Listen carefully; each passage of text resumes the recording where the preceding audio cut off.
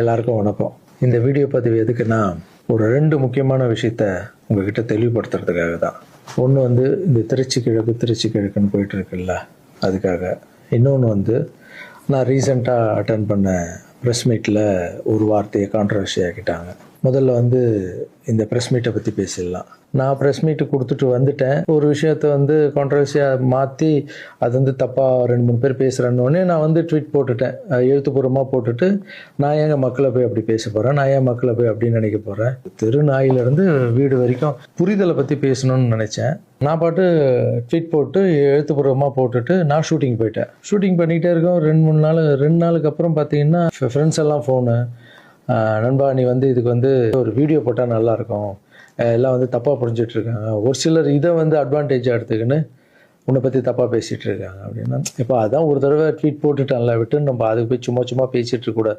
தப்பு நம்ம பண்ணால் பரவாயில்ல, நம்ம தான் பண்ணலையே அப்படின்னு விட்டாச்சு. அதுக்கப்புறம் என்னுடைய ட்ரஸ்ட் குழந்தைங்கள்லாம் ஃபோன் போட்டு, நம்ம படிக்க வச்ச குழந்தைங்க அங்கங்கே வேலை பண்ணிகிட்டு இருக்காங்கல்ல, அங்கிள் நீங்கள் இதுக்காக ஒரு வீடியோ போடுங்க ப்ளீஸ், இது ரொம்ப தப்பாக போய்ட்டுருக்கு அப்படின்லாம் பேசினாங்க. என்னடா இது எல்லாம் இப்படி சொல்கிறாங்களே அப்படின்னு பார்க்கும்போது, வீட்டுக்கு போனால் வீட்டில் அம்மாவும் அப்செட்டில் இருக்காங்க. இதுக்கு தான் நான் ஒன்று அரசியலுக்கு போவானே நான். ஐயோ இது ஏதோ ரொம்ப தப்பாக இருக்குது போல். ஃப்ரெண்ட்ஸுங்கிட்ட எல்லாம் கேட்டு பார்த்தா நம்ம சொன்ன எண்ணங்கள் வேறு, இவங்க தப்பாக பேசிகிட்டு இருக்காங்க, அதுவும் ரொம்ப தப்பாக இருக்குது அப்படின்னும் போது, எனக்கு ரொம்ப க்ளோஸான ஒரு பையன் ஒருத்தர் இருக்கார் என்னுடைய ட்ரஸ்ட்டில். அவர் பேர் ராஜகோபால். அவர் ஒரே ஃபோனில், அங்கிள் நீங்கள் இதுக்கு ஒரு ட்வீட் போட்டு ஆகணும், நீங்கள் அந்த ராஜகோபால் யாருன்னு நான் உங்களுக்கு இன்ட்ரடியூஸ் பண்ண போகிறேன். இது வரைக்கும் நான் பசங்களை டான்ஸ் ஆட வைக்கிறாருன்னு மேலோட்டமாக பார்த்துருக்கீங்க, பசங்களை படிக்க வச்சுருக்காங்கன்னு மேலோட்டமாக பார்த்துருக்கீங்க. அவங்க ஹாப்பியாக இருக்காங்க, இவங்க டான்ஸ் ஆடுறாங்க, இவங்களை படிக்க வைக்கிறாங்க, மாஸ்டர் பர்த்டே கேக் வெட்டுறாரு, இது மட்டும் தானே பார்த்துருக்கீங்க. ஒவ்வொரு வாழ்க்கையிலும் எவ்வளோ கஷ்டம் இருக்குது, அவங்கள நான் எவ்வளோ கஷ்டப்பட்டு வளர்த்தேன் அப்படின்றதெல்லாம் அப்போல்லாம் ரீல்லாம் இல்லை. இப்போ சொல்கிறேன், ஒரே ஒரு பையனுடைய அவர் எப்படி சேர்ந்தார், அவருடைய கஷ்டம் என்ன, நான் எவ்வளோ கஷ்டப்பட்டேன், அவர் இப்போ எந்த நிலைமையில் இருக்கார், எந்த நிலைமையில் இருந்தாலும் நான் அவர் எப்படி விடாமல் இருக்கேன்றதை அந்த பையனை இன்ட்ரடியூஸ் பண்ணுறவாங்க. இவர் பேர் தான் ராஜகோபால். இந்த வீடியோவில் பேசியே அவனுன்ற முடிவில் வந்திருக்காரு. இவர் நிறைய ஆசைப்பட மாட்டார், ஏதாவது ஆசைப்பட்டு கேட்டால் செஞ்சிடணும், எல்லாம் கொஞ்சம் கோவம் வர அவருக்கு. இவர் யாருன்னு முதல்ல நான் சொல்கிறேன். இவர் சேர்ந்தது 20 வருஷத்துக்கு முன்னாடி என்கிட்ட சேர்ந்தார். எப்படி தெரியுமா சேர்ந்தார்? நைட் நான் படுத்துட்டு இருக்கேன், ஒரு 11 மணிக்கு சொல்கிறாங்க, கீழே உங்கள் வீட்டு கீழே யாரோ ஒருத்தர் வெயிட் பண்ணுறாங்க சார், உங்களை பார்க்கணும் அப்படின்னு சொல்கிறாங்க. இல்லைங்க 11 மணி ஆயிடுச்சு, காலையில் வர சொல்லுங்க அப்படின்னு. ஒரு சிலர் படிப்புக்கு ஹெல்ப் கேட்டு வருவாங்க, இந்த ஆர்ட் ஆப்ரேஷன் ஹெல்ப் கேட்டு வருவாங்க அப்படின்னு நினச்சி, சரி படிப்புக்காக தான் வந்திருப்பாங்க நான் நினச்சிக்கிட்டு காலையில் வர சொல்லுங்கன்னு சொல்கிறேன். இல்லை அப்பா அம்மா இல்லை, யாருமே இல்லை, ஊர்லேருந்து உங்களை நம்பி வந்துட்டாராம், ஸோ உங்களை பார்க்கணுன்னு வெயிட் பண்ணுங்கிறார். கீழே போய் பார்த்ததும் தான்.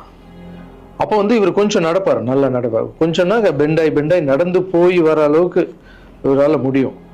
போய் பார்த்தேன், அப்படியே கண்ணில் அப்படியே தண்ணி, அப்படியே கலங்கி என்னை அப்படியே கட்டி பிடிச்சார். 20 வருஷத்துக்கு முன்னாடி இவர். ஸோ அந்த அணைப்பிலே எனக்கு ஃபீல் ஆச்சு, இது வலி உள்ளே ரொம்ப இருக்குது, அவருக்குள்ளே நிறைய வலி இருக்குதுன்னு என்னால் ஃபீல் பண்ண முடிஞ்சது. ஏடாக நானும் உட்காந்து கேட்டேன், இல்லை சார் எனக்கு அப்பாவும் இல்லை அம்மாவும் இல்லை யாரும் இல்லை, என்னால் கொஞ்சம் தான் நடக்க முடியும், எனக்கு நீங்கள் உங்களை பற்றி கேள்விப்பட்டேன் சார், நான் இங்கேயே உங்கள் கூடவே தங்கிக்கிறேன் சார், உங்களை பற்றிலாம் நான் படிச்சிருக்கேன் சார், எனக்கு அப்பாவா அம்மாவா இருந்து நீங்கள் என்னை பார்க்கணும் சார் அப்படின்னு. அந்த நைட் டைமு, அவருடைய பேகு, நடக்க முடியாத ஒரு சூழல் அப்படியே பார்த்து, அப்போ தான் நான் ஆரம்பித்து சின்ன குழந்தைங்க இருக்காங்க, பெரியவங்களை எப்படி சேர்த்துக்கிறது உள்ள, குழந்தைங்க கூட போய் எப்படி நம்ம இவங்களை மிக்ஸ் பண்ணுறது, இந்த டவுட்டெல்லாம் இருக்குது மைண்டில். இதெல்லாம் ஓடுது, எல்லாம் சின்ன பசங்களாக இருக்காங்க, இவர் பெரியவராக இருக்கார், எப்படி உள்ள இதெல்லாம் போயிட்டு இருக்கும்போது கூட யோசனை பண்ணிகிட்டே இருக்கேன். பட் எது நடந்தாலும் இல்லை, கடவுள் அமைச்சிருக்காரு, அவ்வளோதான், சேவையே கடவுள், வாங்க நான் பார்த்துக்கலாம் அப்படின்னு அவர் அப்படியே உள்ளே கூப்பிட்டு போய் ஃபஸ்ட் டைம் சாப்பாடு போடுறோம் வீட்டில். அந்த பசியில் அவர் சாப்பிட்டது அதெல்லாம் கூட இன்னும் கூட எனக்கு ஞாபகம் இருக்குது. அந்த பசியில் சாப்பிடும்போது கண் கலங்கிட்டே இருந்தார், அவ்வளோ பசியில் இருந்தார் அவர். ஸோ இவருக்கு கீழே ஒரு ரூம் கொடுத்து, ஆஃபீஸ்க்கு போகிறதுக்கு முன்னாடி கீழே ஒரு ரூம் கொடுத்து, இவருக்குன்னு ஒரு செப்பரேட் ரூம் கொடுத்து, குழந்தைங்கள்லாம் உள்ளே இருப்பாங்க, இவர் மட்டும் ஆஃபீஸ்க்குள்ளே போகிறதுக்கு முன்னாடி ஒரு ரூம் கொடுத்து இங்கே தங்குங்கன்னொடனே அவர் அழுது எல்லாம் பயங்கர ஹாப்பியாக ஸ்டே ஆகிட்டார். அப்புறம் பார்த்தீங்கன்னா அப்படியே காலம்போது என் கூடவே இருக்காரு, ஹாப்பி, எல்லாமே மறுபடியும் இம்ப்ரூவ் ஆயிடுச்சு. ஒரு 3-4 வருஷத்துக்கு அப்புறம் ட்ரஸ்ட்டுக்கு நிறைய பேர் போகிறது இதெல்லாம் இருந்தது. அப்புறம் ஆஃபீஸில் உட்காருவோன்னா இவர் ரூம் பக்கத்துலேயே இருந்ததால நான் என்ன சொன்னேன்னா, கண்ணா நம்ம ரூம் நம்ம மேலே மாற்றிக்கலாம், ஏன்னா ஆஃபீஸ் இருக்குது, உங்களுக்கும் தூங்கணும், டிஸ்டர்ப் ஆகும், நிறைய க்ரௌட் வந்துட்டு போகிறாங்க அப்படின்னு கேஷுவலாக நம்ம பிள்ளை தானே, நீ மேலே எடுத்துக்கிடா கண்ணா அப்படின்னு சொல்லிட்டு போயிட்டேன். திடீர்னு நைட்டு ஃபோன் வருது, ராஜகோபால் கழுத்தை அறுத்துக்கிட்டாரு, அவருக்கு ரத்தம் ஊற்றுதுன்னு. என்னன்னு புரியல. நானும் ஒய்ஃபு எல்லாம் பதறிச்சுட்டு ஓடணும். போய் பார்த்தா ஒரு பிளேடில் எடுத்து கழுத்தை அறுத்துட்டு இருக்காரு. என்னன்னு ஒர்க்கர்ஸ் கிட்ட கேட்டால் அவங்க சொல்கிறாங்க, இல்லை நீங்கள் கீழே ரூம்லேருந்து மேலே மாற்றிட்டீங்களா அப்படின்னு. பார்க்கறதுக்கு தான் இவர் விளையாட்டு போலமாக இருப்பார், அமைதியாக இருப்பார், பயங்கர வால் இது. உடனே நைட்டு ஹாஸ்பிட்டலுக்கு அந்த சூழலை கொஞ்சம் நினச்சி பார்க்கல. இதெல்லாம் இல்லாமல் நான் நார்மலாக நிம்மதியாக படம் பண்ணணுமா, வந்தோமா, எக்ஸசைஸ் பண்ணுமா, தூங்கணுமா அப்படின்னு நான் இருந்திருக்கலாம்ல. மக்களுக்கு ஏதோ ஒன்று பண்ணணும் தானே. இந்த ஒரு பையனுக்கே எப்படி நைட்டெல்லாம் போய் ஹாஸ்பிட்டலில் உட்காந்து அவருக்கு என்ன ஆகுமோ ஏது ஆகும்னு பயந்து, அதுக்கப்புறம் கூப்பிட்டு வந்து எதுவும் ஆகலன்னு கண்ணா இப்படி பண்ணாதுன்னா அதுக்கப்புறம் தான் அவரே புரிஞ்சுக்கிட்டார். ஒரு மாதம் மேலே இருந்தவொடனே, ஆமாம் மாஸ்டர் கீழேன்னா எல்லாம் வந்துட்டு போவாங்க, எனக்கு தூக்கமே இருக்கா, மேலே நிம்மதியாக இருக்கு மாஸ்டர், ஹாப்பியாக இருக்குன்னு. இந்த மாதிரி பசங்களுக்கு டக்குன்னு கோவம் வந்துடும். அதை புரிஞ்சுக்கணும். இந்த ஒரு பையனுக்கே இந்த ஸ்டோரி இருக்குது. அதுக்கப்புறம் இவர் என்ன பண்ணார், நல்லா நடந்திருந்த பையன் வெளியே போவாதுன்னு சொன்னால் என்ன கேட்காம ஏதோ வெளியே போயிருக்காரு. ஏதோ ஒரு இடத்துல போய் விழுந்து பேக் போன்னு அடிபட்டுருச்சு. அவ்வளோதான், ஆப்ரேஷன் பண்ணாதான் இவரால் உட்காரவே முடியும்னு சொல்லிட்டாங்க. சரி, ஒரு ஹாஸ்பிட்டல் நான் டிசைட் பண்ணி ஆப்ரேஷன் போனாலும் நான் இந்த ஹாஸ்பிட்டல்லாம் ஆப்ரேஷன் பண்ணிக்க மாட்டேன், நான் காவேரி ஹாஸ்பிட்டலில் தான் ஆப்ரேஷன் பண்ணிக்கன்னு சொன்னார் அவர். ஏன்டா அது காவேரி ஹாஸ்பிட்டல்? அந்த டைமில் வந்து கலைஞர் ஐயா இருக்கார்ல, அவர் வந்து அந்த ஹாஸ்பிட்டலில் உடம்பு சரியில்லாமல் இருந்தார். இவர் அந்த நியூஸ்லாம் பார்த்துட்டு காவேரி ஹாஸ்பிட்டல் தான், சிஎம்லாம் இருக்காங்கல்ல, அதான் பெரிய ஹாஸ்பிட்டல், அங்கே தான் எனக்கு வேணும் அப்படின்னு. என்ன பண்ணுறது, தம்பி போல புள்ள மாதிரி வந்துட்டாரு. அதே காவேரி ஹாஸ்பிட்டல் கூட்டு போய் அங்க ஒரு டாக்டர், இப்போ டாக்டர் பேர் என்ன கண்ணா? ஷாம் சுந்தர் டாக்டர். இப்ப கூட போய் பார்த்துட்டு வந்தீங்கல்ல? இப்ப கழுத்துக்கு அவர் ப்ராப்ளம், இப்ப போய் பார்த்துட்டு வந்திருக்காரு. உங்களுக்கு ஆபரேஷன் எத்தனை நாள் ஆச்சு, எத்தனை வருஷம் ஆச்சு? 5 வருஷம் ஆச்சு. 5 வருஷம். 5 வருஷத்துக்கு முன்னாடி அந்த காவேரி ஹாஸ்பிட்டலே போய் இவருக்கு ஆபரேஷன் பண்ணி, இதெல்லாம் பப்ளிசிட்டி பண்ணணும்னு சொல்லியிருந்தா கீழே விழுந்தது போட்டிருக்கணும், ஆபரேஷன் டாக்டர் எப்படி பண்றாருன்னு போட்டிருக்கணும். ஆபரேஷனுக்கு அப்புறம் என்ன தெரியுமா நடந்தது? அதுதான், ஆபரேஷனுக்கு அப்புறம் இவரால் நடக்க முடியாது, ஒரு ஆளை போட்டு தான் பாத்துக்கணும்னாங்க. அப்புறம் இவருக்கு ஒரு அம்மா வேலைக்கு ஆளை போட்டோம் இவரை பாத்துக்கிறதுக்கு வீட்டுல. இதெல்லாம் என் சொந்த வீட்டுல வளர்க்குறேங்க, நான் ஃபர்ஸ்ட் வாங்கின வீட்டுல வளர்க்குறேன். ஆமா, இதெல்லாம் என்ன சர்வீஸ்? மக்களுக்காக பண்றது. மக்கள் பணத்தால் தான் நான் நல்லா இருக்கேன். மக்களை போய் நான் தப்பா பேசுறேன்னு சொன்னோன்னே வலிச்சிருச்சு. எங்க அம்மாவே வீட்டுக்கு போற அழுதுட்டாங்க, இதுக்குதான் நீ அரசியலுக்கு போவானான்னு சொன்னேன். ஒரு பையனுக்கு எப்படின்னா, எத்தனை பிசிக்கல் சேலஞ்சு நீங்க பாத்துருப்பீங்க, என்னெல்லாம் நடந்திருக்கும் என் லைஃப்ல. அதை விட 60 குழந்தைங்களுக்கு என்னென்ன ப்ராப்ளம். ஒரு குழந்தைக்கு கொரோனா வந்து எல்லா குழந்தைக்கும் கொரோனா வந்து. இப்பதான் வந்து ட்ரஸ்ட்ல எல்லா பசங்களும் பெருசாயிட்டாங்க, ஒரே ட்ரஸ்ட்ல இருக்கக்கூடாதுன்னு பசங்க அங்கங்க படிக்க வச்சு அவங்க பாட்டி வீட்லயே அங்கங்க இருக்காங்க. இப்போ ஒரு வாரத்துக்கு முன்னாடி தான் ஃபாதர்ஸ் டே வந்தது. நான் வளர்த்த குழந்தைங்க எல்லாரும் எனக்கு வந்து செலிப்ரேட் பண்றாங்க. இன்னும் நம்ம இங்கே தானே வளர்ந்தோம், அப்பா தானே வளர்த்தாருன்னு என்னை பார்த்து இந்த பூச்செண்டு கொடுக்கும்போதெல்லாம் எனக்கு அவ்வளோ ஒரு சந்தோஷம். அதனுடைய அன்பு பார்த்தீங்கல்ல, யாருக்காவது கிடைக்குமா? ஸோ இதெல்லாம் மக்களுக்கு மேலே வச்சுட்டு இருக்க அன்பு மட்டும்தான். நீ பேசணுமா? என்ன பேச போற? அதான் நான் அங்கிள் சொல்லிட்டேன் உன்னை பத்தி எல்லாமே. நான் கொஞ்சம் உண்மையாக சொல்லணும். சரி சொல்லு. இது வந்து யார் நம்ப மாட்டாங்க. இப்போ நான் வந்து பாதிக்கப்பட்டவன். சரி சொல்லு. நீங்க எப்படி பார்த்துட்டீங்கன்னா அந்த கடவுளுக்கும் எங்க அம்மாவுக்கு தான் தெரியும். இது நான் வந்து மக்கள் மாதிரி உங்களுக்கு நான் உண்மையாக சொல்றேன். நான் கும்பல அனைத்து கடவுள் மேலானே என்னை பெற்ற அம்மா மேலானே சொல்றேன். இந்த பின்னாடி நிற்காங்கல்ல, இவர் எங்க சார் மட்டும் இல்லை, எனக்கு அம்மா அப்பா எல்லாமே இவர் தான். எங்க அப்பா பெரிய கோடீஸ்வரர் அப்படின்னு என்னை வந்து நான் இப்படி பிறந்துட்டேன் அப்படின்னு எங்க அம்மா என்னையும் அனாதையை விட்டுட்டாரு. எங்க அம்மா என்னை விட்டு போனதுக்கப்புறம் இந்த உலகத்துல எப்படி வாழ போறோம் அப்படின்னு ரொம்ப தயக்கமா இருக்கு. இது நீ ஃபீல் பண்ண கூடாதுன்னு நான் பேசினேன். இங்கெல்லாம் அதெல்லாம் இருக்கக்கூடாது, புரியுதா? இல்ல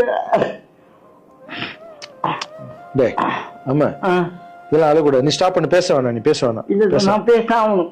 உனக்கு அடைக்கண்டா, தொண்டை அடிச்சுன்னா பிரச்சனை வரும். என் உயிரை போனாலும் பரவாயில்ல, என்ன என் உயிருக்கு கொடுத்து நீங்க இப்போ எங்க அம்மா எங்க எப்படி 10 மாசம் சுமந்து பெற்றாங்களோ அது மாதிரி இப்போ நான் உயிரோட உங்க முன்னாடி இருக்கேன்னா இந்த இவரு கொடுத்த தைரியமும் இவரு கொடுத்த 10 லட்ச ரூபா செலவு பண்ணி தான் நான் இப்போ உட்காந்துருக்கேன். என்னோட தகுதிக்கு அவ்வளோ கூடிய ஹாஸ்பிட்டலில் நான் போய் ஆப்ரேஷன் பண்ணது கனவுக்குள்ள நினைக்க முடியாது. ஒருத்தங்க ஹாஸ்பிட்டலில் போய் சேர்க்கும் போது அவங்க சொந்த பண்ணோம் எல்லாரும் வந்து பார்ப்பாங்க. ஆனால் என்னையாரும் வந்து பார்க்கறதுக்கு ஆள் கிடையாது. ஆனால் என் மாஸ்டர் அந்த ஒரு கொலை கூட தெரியாம டெய்லியும் வந்து பார்ப்பாரு. போதும் உங்க பேர் ஆல்ரெடி கழுத்து வலியில இருக்க, ரொம்ப பேச எமோஷனல்லாம் டிஸ்டர்ப் ஆகும். உங்களை கிட்ட போய் சொல்ற இந்த உலகத்துக்கு நான் வந்து நீங்க எப்படி சொல்லி நான் போனா கூட பரவாயில்ல. ஏன்னா உங்களை எல்லாரையும் இந்த தப்பா பேசுறேன், எனக்கு ரொம்ப கஷ்டமா இருக்கு. சரி அதெல்லாம் புரிஞ்சுப்பாங்க கண்ணா, அதெல்லாம் மக்கள் தப்பா பேசல, தப்பா பேசுற மாதிரி பண்றாங்க. நான் சொந்த வீட்டை கூட எங்களுக்காக கொடுத்துட்டு ஒரு வாழை வீட்டுல போயிருந்தாரு. இந்த காலத்துல அப்படி யாருங்க செய்வா? இந்த ஒரு பையனுடைய வாழ்க்கையில எவ்வளவு கஷ்டங்க, எத்தனை குழந்தைங்க வளர்த்துருப்பேன், எவ்வளவு கஷ்டத்தை பார்த்துருப்பேன். எனக்கு ஒண்ணு பண்ணுங்க, எங்க அண்ணன் தப்பா பேசியிருக்க மாட்டாரு, யார் என்னதான் சொன்னாலும் அவர் இதை பண்ணியிருக்க மாட்டாருன்ற சப்போர்ட் மட்டும் எனக்கு போதும். ஏன்னா எங்கள் அம்மாண்ட இவ்வளோ கெஞ்சி எத்தனை வருஷத்துக்கு அப்புறம் அம்மா ப்ளீஸ்மான்னு சொல்லி விஜய் சார் வந்ததால் ஒரு நம்பிக்கை வந்து அம்மா போன்னு சொன்னாங்க. இப்போது இந்த விஷயம் எப்போ ஸ்டார்ட் ஆச்சோ இந்த கான்ட்ரவர்சி, அப்போத்துலேருந்து அம்மா மறுபடியும் பார்த்தியா நான் இதான் சொன்னார். ஏன்னா அம்மாவுக்கு 70 வயசு ஆகிடுச்சுப்பா, அவங்க சொல்லி புரிய முடியாது. அம்மா ஒரு சிலர் தான் வீடியோ போடுறான், பொதுமக்களுக்கு ஒன்றுமே இல்லை, நம்ப மாட்டாங்கம்மான்னு சொன்னால் கூட அவங்களுக்கு ஒரு மாதிரி இருக்கும். வயசானவங்க அவங்க போய் எதுவும் பேச முடியாது. ஏன்னா நிறைய பேர் நான் பார்க்குறேன், இன்னும் எல்லாத்துக்கும் அம்மா அம்மா அம்மா அம்மான்னு. அம்மா தானே சார் எனக்கு, என்னுடைய ஃபஸ்ட்டு ரசிகை எங்கள் அம்மா, ஃபஸ்ட்டு குரு, ஃபஸ்ட்டு டீச்சரு, அதுக்கப்புறம் என்னுடைய தெய்வம், என்னுடைய பெஸ்ட்டு ஃப்ரெண்டு, எல்லாமே என் வாழ்க்கையில் தாய் தாங்க. தாய் இல்லைன்னா நான் இல்லவே இல்லைங்க, நான் மட்டும் இல்லைங்க, இந்த உலகத்தில் யாருமே இல்லை. என் தாயுடைய ஆசீர்வாதம்லாம் நான் வந்து இருக்க முடியாது. நான் பேசுனா தாயின்னு வரும், அது வரலன்னா தான் தப்பு. நீங்கள் என்ன எல்லாத்துக்கும் தாய் தாய் தாய், நான் அப்படி தான். அப்புறம் இன்னொரு வார்த்தை கூட கேட்குறீங்க, ஏன் வர்றதுன்னா வர வேண்டியதானே, ஏன் மக்கள்கிட்ட போய் கேட்கணும்? மக்கள் திருப்பி மகிழ்ச்சியும் திருப்பின்ட்டு இருக்குல்ல. மற்றவங்களாம் கேட்க மாட்டாங்க, வந்துடுவாங்க. நான் மற்றவங்க கேட்க மாட்டாங்க, நான் கேட்பேன். என் சொந்தத்தை எல்லாரையும் கேட்குறேன். அதுமாரி மக்கள்கிட்ட ஒரு வார்த்தை கேட்டா என்ன தப்பு? ஏன்னா அவங்க தான் என்னை வாழ வச்சாங்க, அவங்க தான். ஒரு வேளை வந்து லாரன்ஸ்னா நீ அரசியலுக்கு வராத, ட்ரஸ்ட் விஷயமே போதும்னு ஒரு வேளை அவங்க நினச்சிருந்தா கேட்குறதுல என்ன தப்பு? அவங்களுக்கு மரியாதை கொடுக்குறதுல என்ன தப்பு? இனிமேல் நான் கேட்டு தான் பண்ணுவேன். 4 பேருக்கு சாப்பாடு போட்டால் அரசியலுக்கு வந்துடலாமா? மாற்றுத்திறனாளிக்கு 2 பேருக்கு டான்ஸ் சொல்லி கொடுத்துட்டா அரசியலுக்கு வந்துடலாமா அப்படின்னு கேட்குறீங்க. நான் 4 பேருக்கு சாப்பாடுலாம் போடலாங்க. பார்த்தீங்கல்ல, ஒருத்தருடைய லைஃபையே வளர்த்து எடுக்கிறாங்க, ரொம்ப கஷ்டம். எல்லாரும் அரசியலுக்கு நான் வந்த அப்புறம் இதை பண்ணுறேன் அதை பண்ணுறேன்னு சொல்லுவாங்க. ஆனால் நான் பண்ணிட்டு வரேன்னு சொல்கிறேன், இன்னும் வரேன்னு கூட சொல்லல. அதுக்குள்ளே அப்படி பேசாதீங்க. 4 பேருக்கு சாப்பாடு போட்டு அரசியலுக்கு வந்துடுறேன். நான் என்னுடைய கஷ்டம் ரொம்ப பெரிய கஷ்டங்க, ரொம்ப வலி இருக்குது எனக்குள்ள. நான் நிஜமாக உழைச்சிருக்கேன். இதெல்லாம் கேட்கும்போது மனசுக்கு ரொம்ப கஷ்டமாக இருக்குது. முன்னாடி ஏதோ பேசிட்டீங்க, இந்த வீடியோ பார்த்தீங்களா, இப்போவாது என் கஷ்டம் புரிஞ்சிருக்கும். இனிமேல் அப்படி யாரும் தப்பாக பேசாதீங்க. இந்த திருச்சி கிழக்கு தொகுதி, ஸோ நிறைய பேர் இடத்துல பார்த்தீங்கன்னா திருச்சி தொகுதியில் லாரன்ஸ் மாஸ்டர் நிற்கிறாரு. நிறைய பேர் அண்ணா நீங்கள் வாங்கண்ணா, நீங்கள் வந்தால் நாங்கள் ஓட் போடுறோண்ணா, வெல்கம்ண்ணா, இதெல்லாம் சொல்கிறீங்க. நான் ஷூட்டிங் போகிற இடத்துல நான் ஏதாவது ஆஃபீஸ் போனால் கூட வாங்க எம்எல்ஏ சார் திருச்சி தொகுதியில் நிற்கிறீங்களா, எல்லாரும் சந்தோஷமாக கூப்பிட்டீங்க, அன்பாக கூப்பிட்டீங்க. உங்கள் அன்புக்கு எல்லாருக்கும் நன்றி. பட் அது எது தர்மம்னு ஒன்று இருக்குல்ல, என் மனசில் இருக்குதான் நான் இன்றைக்கி சொல்லிடுறேன். நான் திருச்சி தொகுதியில் நான் வந்து நிற்கணுமா, இல்லை விஜய் சார் எப்போது ஹீரோ ஆனாரோ அப்போத்துலேருந்து ஒருத்தர் போஸ்ட் ஓட்டியிருப்பார்ல, அதுக்கப்புறம் அவர் அரசியல் ஸ்டார்ட் பண்ண அப்புறம் அந்த அரசியலுக்காக உழைச்சிருப்பாங்கல்ல, அவர் ஆரம்ப ஸ்டேஜ்லேருந்து வந்தவங்களாம் இருப்பாங்க, அவங்க வரணுமா நான் வரணுமா? விஜய் சார் வீட்டில் இன்னும் எத்தனை பேர் திருச்சிக்காக வெயிட் பண்ணிகிட்டு இருக்காங்களோ நம்மளுக்கு என்ன தெரியும்? அது விஜய் சார் டிசைட் பண்ணணும். விஜய் சார் யார் நிற்க வைக்கிறாங்களோ யார் வேணாலும் ஜெயிப்பாங்க. ஏன்னா விஜய் சார் முகத்துக்கு தானே ஓட்டு விடுது. ஸோ அந்த இடத்துல போய் நான் போய் நிற்கிறதுன்றது அது தர்மமே இல்லைல்ல. யாரோ ஒருத்தர் விதை போடுவாங்க, அங்கே செடி முளைக்கும், அதுக்கு வேலி கட்டுவாங்க, அதை பாதுகாப்பாங்க. ஒரு மரம் ஒன்று வரும், அந்த மரத்தில் ஒரு பழம் வரும், அந்த பழத்தை நான் எடுத்து சாப்பிட்ணுமா, விதை போட்டவங்க சாப்பிட்ணுமா? ஒரு வேளை நம்ம போய் சேரணும்னா எப்படி நம்ம சேரணும்? ஃபஸ்ட்டு உறுப்பினராக போய் சேரணும். உறுப்பினராக சேர்ந்து அந்த கட்சிக்காக 3 வருஷம் உழைக்கணும், 4 வருஷம் உழைக்கணும். கட்சியுடைய எல்லா நலத்திட்டங்களையும் எத்தனை போய் வெளியே சொல்லணும். கடமையை செய் பலனை எதிர்பார்க்காதன்றது தான் என்னுடைய கோட்டை. உழைக்கணும். அப்புறம் கட்சி மேலிடம் பார்த்து சிஎம் பார்த்து நல்லா உழைக்கிறாங்க ஒரு போஸ்ட்டு கொடுத்தா அந்த போஸ்ட்டில் நம்ம இருந்து என்ன பண்ணணுமோ அதை பண்ணணும். அது தர்மம். நான் ஃபஸ்ட்டு என்னுடைய நிலைப்பாடை சொல்கிறேன். நான் எதுக்கு அரசியல் வந்திருக்கேன், ஏன் வந்திருக்கேன், யாரு கூட போக போகிறேன் அப்படின்றத இன்ஃபார்ம் பண்ணுறேன்.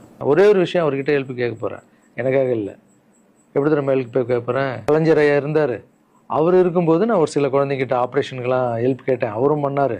அதுக்கப்புறம் உதயநிதி ஸ்டாலின் சார், அவர்கிட்ட இப்போ தான் லேட்டஸ்ட்டாக ஒரு 2 மாதத்துக்கு முன்னாடி என்னுடைய மாற்றுத்திறனாளி பசங்க மல்லர் கம்பம் கற்றுக்கிட்டாங்க. மல்லர் கம்பம்னா ஒரு கட்டையை வச்சுட்டு அதுக்குள்ளே டான்ஸ் ஆடுறது கஷ்டப்பட்டு கற்றுக்கிட்டாங்க. அவங்களுக்கு ஷோஸ் எல்லாம் வேணும்னு அவர் நம்பர் என்கிட்ட இல்லை, கேட்டு வாங்கி ஒரு வீடியோ அனுப்பிவிட்டேன், அவ்வளோதான். அவர் என்ன பண்ணாருன்னா ஸ்டாலின் சார் சிஎம் சாருக்கு இதை அனுப்பி கேட்டு ஒரு வாரத்தில் சிஎம் சார் முன்னாடி ஆட வச்சுட்டாங்க. ஸோ அவங்கெல்லாம் அப்படி பண்ணியிருக்காங்க. அப்புறம் அன்புமணி ராமதாஸ் சார் பண்ணியிருக்காரு. நிறைய குழந்தைங்க ஆப்ரேஷன், அவர் ஹெல்த் மினிஸ்டராக இருக்கும்போது, நீங்களே நடிகராக இருக்கும்போது நான் ஒரு குழந்தைய கூப்பிட்டு வந்தேன், நீங்களே உங்கள் சொந்த காசை போட்டு ஆப்ரேஷன் பண்ணி அந்த குழந்தைய காப்பாற்றி கொடுத்து, நடிகராக இருக்கும்போதே ஒரு குழந்தைய காப்பாற்றிங்க. இப்போ சிஎம் ஆகிட்டீங்க, தைரியமாக வந்து உரிமையோடு கேட்பேன், ஒரு 1000 குழந்தைங்க பண்ணு. 1000 என்ன, நீங்கள் நினச்சா என்ன வேணால் பண்ணலாம் உங்கள் மினிஸ்டர்ஸ் கிட்ட சொல்லி. அது உரிமையோடு வந்து நான் போய் கேட்குறதில்ல, நியாயம் இருக்குது. அது சிஎம் பண்ணும்போது அதை வெளியே வந்து சிஎம் எனக்காக என் நண்பர் வந்து இத்தனை ஆப்ரேஷன் பண்ணார், இத்தனை குழந்தைங்க இந்த ஹெல்ப் பண்ணாருன்னு அப்போ பெருமையாக சொல்லிக்கலாம். நம்ம அதுக்குன்னு ஃபீல் பண்ணுறாதீங்க. அண்ணன் அரசியலுக்கு வரமாட்டார் போல். திருச்சி கிழக்கில் தான் நிற்கலன்னு சொன்னேன், அதுதான் தர்மம் இல்லைன்னு சொன்னேன், வேற எங்கேயும் நிற்கலன்னு சொல்லல. நிற்போம் பொறுமையாக, அடி மேலே அடி எடுத்து வச்சு, அவசரப்பட்டு என்ன இது சீக்கிரம் வாங்கலாம் அப்படின்னு சொல்கிறேன். என்ன காய்கறி கடையாக போய் வாங்குறதுக்கு? இவ்வளோ நாள் நம்ம உழைச்சி காப்பாற்றி வச்ச பேரெல்லாம் ஒருத்தருக்கு போய் சரண்டர் பண்ணிவிட்டு அவங்களுக்காக உழைக்க போகிறோம்னா, அங்கே நம்மளுக்கு சீட்டு வேணாம், எதுவும் வேணாம், மரியாதை. எங்கே நம்மளுக்கு மரியாதை நல்லா கிடைக்குதோ, யார் கூட போய் சேர்ந்தால் மக்களுக்கு நல்லது நடக்குமோ எல்லாம் திங்க் பண்ணி அழகாக பண்ணுவோம். ஏதோ ஈஸியாக கிடைக்குதுன்னு எம்எல்ஏ சீட்டில் வந்து உட்காந்துக்கிட்டு, இல்லை மினிஸ்டர் சீட்டில் உட்காந்துட்டு பதவி அனுபவிக்கிறதுக்காக வருவேன்னா, என் சுயநலத்துக்காக வரேன்னா, இல்லை மக்கள் பின்னாடி வந்து நிற்கிறேன்னா, மக்கள் பிரச்சனைக்காக நான் வரேன். மக்கள் பிரச்சனைக்கு வர்றது தானே இங்கே கரெக்டான ஒரு விஷயம். இப்போ ஏதோ ஆசைக்கு ஏதோ கூப்பிட்றாங்க, அப்போ நமக்கு போயிட்டு பதவி அனுபவிக்கலான்றது தப்பு இல்லைங்க. அதுதான் என்கிட்ட ஆல்ரெடி இருக்கேன், நான் சந்தோஷமாக தானே இருக்கேன், என்கிட்ட எல்லாமே இருக்கேன். மக்கள் பிரச்சனைக்காக நம்ம வந்து எங்கே போகணும், யார் கூட போகணும், எப்படியாப்பட்ட அரசியலை கையில் எடுத்தால் மக்களுக்கு நல்லது நடக்கும்ன்றத நல்லா திங்க் பண்ணி பொறுமையாக நானே உங்களுக்கு இன்ஃபார்ம் பண்ணுறேன். 2 படம் போயிட்டு எவ்வளோ சீக்கிரம் சொல்ல முடியும்னு நான் உங்களுக்கு சொல்கிறேன். தேங்க்யூ. சர்வீஸ் இஸ் காட் மாற்றம், சேவையே கடும். பாய்.